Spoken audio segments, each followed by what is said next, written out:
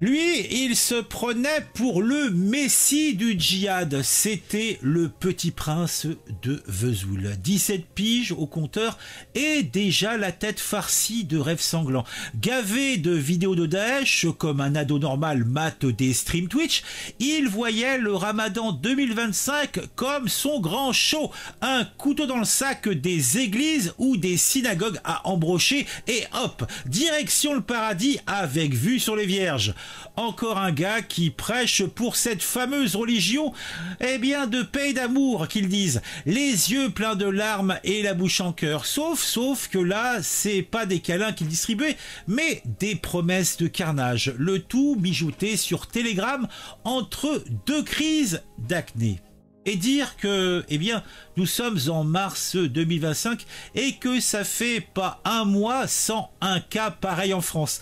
À croire que c'est la nouvelle mode. Un gamin qui pète un câble, un couteau qui traîne et la direction générale la DGSI, c'est-à-dire quoi? Direction générale la sécurité intérieure qui court derrière, donc cette organisation court derrière les petits futurs djihadistes comme des pompiers en retard, puisque c'est vrai que ils ont quand même pas mal d'efficacité puisqu'ils arrivent à les choper, mais il suffit une fois seulement, et puis ça part en couille, et la presse vous racontera que c'est un dingo, qui avait des problèmes psychologiques. En tout cas, celui-là, ils l'ont chopé le 10 mars près de son lycée à Lure. La lame encore chaude au fond du sac, prêt à jouer les Rambo du califat. 2 ans, il avait déjà passé chez le psy pour fragilité mentale, qu'il disait, depuis qu'il s'était mis à baver devant les décapitations en ligne en 2022. Fragile, mon cul, il avait juste troqué ses Lego pour des tutos TATP et Vesoul, ce trou perdu, allait devenir son terrain de jeu macabre. Et puis, parlons de sa famille. Oui, alors eux, ce sont vraiment les champions du déni. Alors, ils disent que leur gamin, leur cousin, leur frère, en fait qu'importe, était calme et réservé. Ouais, ils ont juré ça la main sur le cœur, comme si ça suffisait à effacer les messages où ils promettaient de faire couler le sang des infidèles. Quelle blague ce refrain. Oh la honte due pour le tueur de Nice, pour le taré de Trèbes et tous les autres. Oh, il était si gentil, il aidait Mémé à porter ses courses, ouais, et entre deux sourires, il peaufinait son plan pour trancher du juif et du chrétien. La DGSI l'a serré avant le grand final. Et le 13 mars, il a fini en tôle. La mine basse et les rêves de djihad en miettes. Pendant ce temps-là, la France continue de jouer les étonnés comme si c'était pas la énième rediffusion du même film d'horreur. Bon, le môme, réellement, il a dû se voir en martyr. Il avait déjà dans sa tête un selfie mental avec une auréole noire au-dessus du turban, mais au lieu des houris, il a eu les menottes. Et au lieu de paradis, une cellule qui pue la pisse. La religion de paix et d'amour, qu'il répète en boucle, accouche encore d'un illuminé qui confond le Coran avec un manuel de boucherie. Et nous, on regarde blasé en attendant le prochain. Qu'est-ce que tu veux que je te dise ?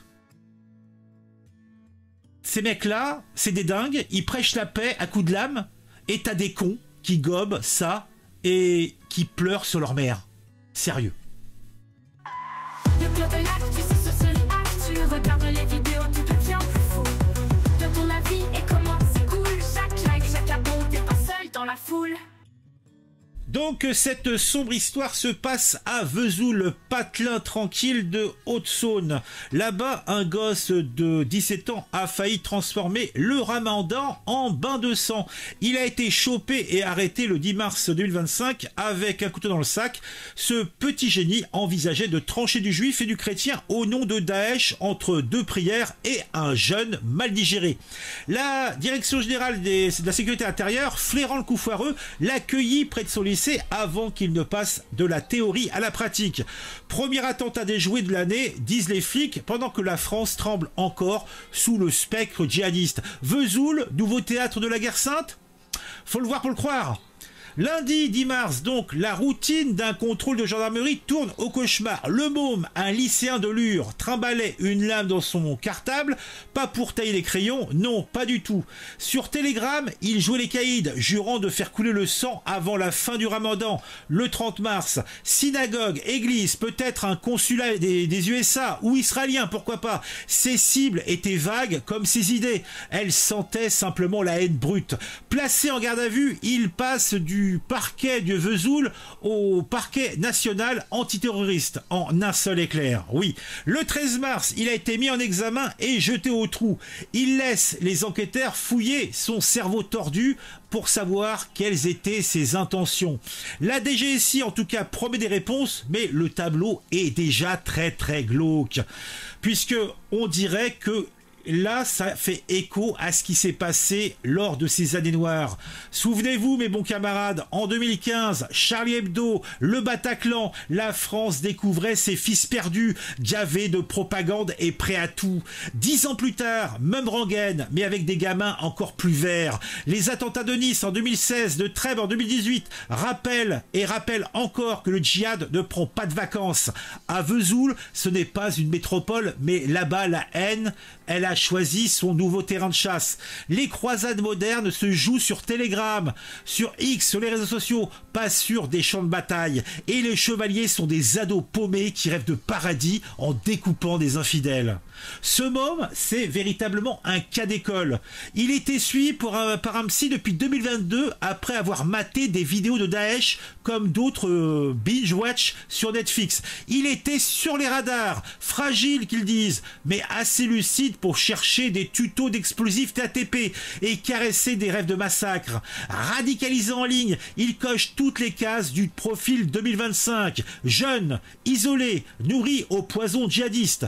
70% des suspects depuis 2023 ont moins de 21 ans. C'est le ministère de l'Intérieur qui nous le précise. La DGSI avait déjà lâché sa surveillance en 2024 avant de la reprendre en catastrophe quand ces messages ont pété les plombs. Peut-être est-il trop tard pour le sauver, juste à temps pour l'arrêter.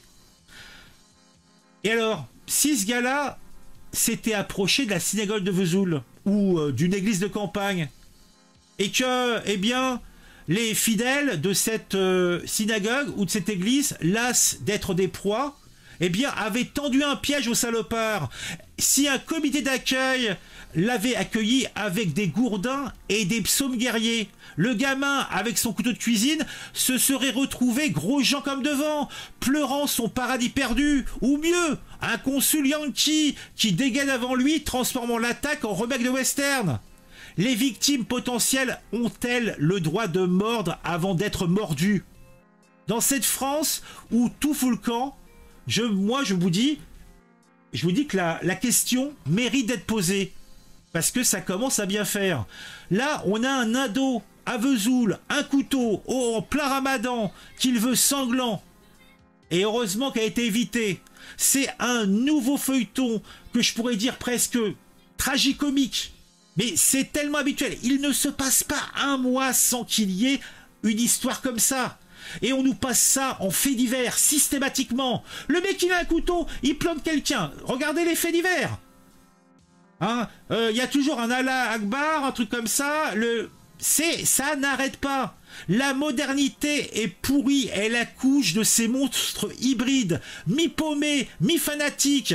Et la société regarde béate en se demandant où elle a merdé. Moi je sais où elle a merdé. Regardez simplement les campagnes. Ah, l'islamophobie, ah, l'islamophobie. Oui, bien sûr. Alors quand tu as des associations, quand tu as des partis politiques qui prêchent en continu, qui disent que la France est raciste, que la France est islamophobe, qu'est-ce que tu veux qu'il se passe? Des esprits un peu légers, des gens qui ont rien. Eh bien, ils se raccrochent à ce qu'ils veulent. Et si ils ont une notion de paradis où ils auront 90 ouris ou je sais pas combien qui pourra défleurer tous les jours et qui redeviendront vierges, bah, ce taré y croit. Non, sérieusement. Ce que j'espère simplement, moi, en tant que Français, somme toute assez minable, c'est pas moi qui va aller défendre la République, hein. En tout cas, moi, ce que je dis, c'est que faut peut-être arrêter de regarder béatement ces conneries. Heureusement, on a des institutions, on est quand même un état policier, on a la DGSI qui flic bien a priori, qui garde l'œil ouvert, parce que des petits soldats de Daesh comme ça, il y en a encore des tas sur les starting blocks, prêts à bondir. Voilà. Et c'est insupportable. Bon, pour finir, on va peut-être aller voir c'est un extrait du journal de BFM, il me semble, qui parle de ça. Ça nous donnera les éléments qui nous manquent éventuellement. Alors, hop là, on va regarder ça, on va écouter ça d'une oreille discrète. Ce soir sur l'adolescent de 17 ans soupçonné d'avoir envisagé un attentat pendant le Ramadan qui se déroule en ce moment. Interpellé lundi en Haute-Saône, il a été mis en examen et incarcéré, placé en détention provisoire hier. On va y revenir. D'abord, retrouvons Milan Argelas. Bonsoir Milan. Vous avez pu échanger aujourd'hui avec des proches du suspect. Oui, effectivement, nous avons pu échanger avec des membres de la famille de ce jeune homme de 17 ans, une famille qui ne pratique pas avec assiduité la religion.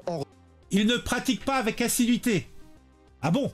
Ça veut dire quoi de ne pas pratiquer avec assiduité? En revanche, ils savent que le jeune homme de 17 ans est très pratiquant. Ses proches nous ont confirmé que l'adolescent de 17 ans avait bien fait l'objet d'un suivi de la part des services de renseignement pour avoir regardé des vidéos de propagande de l'État islamique. Il avait d'ailleurs été suivi pendant 2 ans pour ça par un psychologue. Donc oui, alors je vous traduis ça. C'est que ce garçon s'est fait choper et que il y a un juge qui a dit qu'il ait un suivi psychologique. Donc il a été suivi par un psy pendant 2 ans. Donc pour résumer, une fois tous les mois, une fois toutes les semaines, je ne sais pas, il allait voir un psy. Qu'est-ce que tu veux que le psy fasse? Hein, c'était une décision judiciaire. Et un thérapeute, justement. Ce que nous ont dit ses proches, ce que nous ont dit sa famille, c'est qu'ils étaient particulièrement étonnés des dernières informations qui sont sorties. Le jeune homme ne leur avait parlé de rien. Ils étaient étonnés. Le mec, il regardait des vidéos de décapitation de Daesh. Ils étaient étonnés. Continue de le décrire comme un garçon calme et réservé. Oui, c'était un garçon calme et réservé. Il y avait la DGSI qui avait débarqué, qui l'avait embarqué, il avait vu un juge pour avoir regardé des trucs qui n'étaient pas censés regarder, mais il était calme et réservé. Ah bon? Il était pratiquant? Oh, comme c'est étonnant. Là, je devrais mettre la gueule de Zemmour, vous voyez? Sérieusement, on se fout de la gueule de qui? À quel moment? Alors, vous avez aussi rencontré des voisins de la famille de ce jeune homme. Oui, effectivement, et chez les voisins aussi, il y a de l'incrédulité. Ils ne reconnaissent pas le jeune homme qu'ils avaient l'habitude de croiser dans le voisinage. Mais les voisins, qui sont-ils? À quoi ressemblent-ils? Quelles sont leurs religions? Bah, a priori, sa fougue sanglante ne les concernait peut-être pas. Je suis sûr que peut-être il ouvrait la porte à la vieille Fatima qui habite au 3e, que peut-être même il l'aidait à porter ses sacs. Où est le problème? C'est le cas justement d'Aurélien qui connaît l'adolescent de 17 ans. Aurélien, un converti à n'en pas douter. Depuis une dizaine d'années. Je vous propose de l'écouter. C'est un jeune cool, il n'y avait pas à dire, un peu le coup là, il n'y a pas à dire, hein. réservé. Bon, après voilà, on discutait très bien ensemble, il n'y avait pas de souci là-dessus. Il n'y a pas de souci, hein. J'ai vu grandir ce petit jeune-là.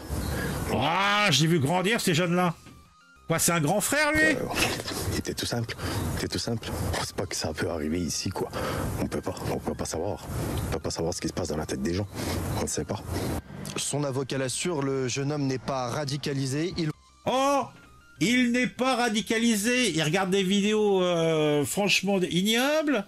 Il se balade avec des couteaux. Il est sur des boucles Telegram de fondamentalistes religieux. Il est fan Daesh, mais c'est un bon petit gars pour l'avocat. Allez, quelques séances de psy, on le remet dehors. Vous voulez mettre fin à ses jours et non commettre un attentat terroriste. On en sait plus. Il voulait mettre fin à ses jours, bien sûr. Ah, tout cela n'est point beau, tout cela n'est point propre.